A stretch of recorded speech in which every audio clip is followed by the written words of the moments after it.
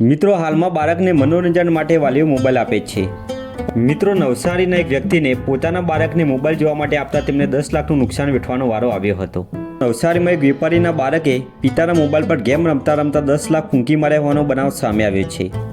મિત્રો નવસારીમાં રહેતા એક વેપારીનો 10 વર્ષીય પુત્ર તેના પિતાના મોબાઈલ ઉપર ગેમ રમતો હતો, જેને લઈ પિતા પણ તેને તેમનો મોબાઈલ ગેમ રમવા માટે આપ્યો હતો।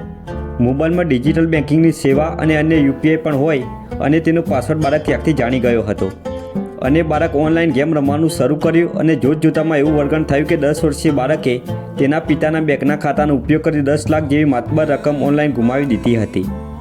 મિત્રો પિતાના હાથમાં મોબાઈલ આવ્યો અને તેમના ખાતામાં બેંકના મેસેજ આવતા ખબર પડી કે તેમના દીકરાએ ઓનલાઈન ગેમિંગમાં રૂપિયા 10 લાખ જેટલી માતબર રકમ ઉડાવી દીધી હતી, જેને લઈ વાલીઓએ બાળકોને મોબાઈલ આપતા પહેલાં ચેતવું જોઈએ।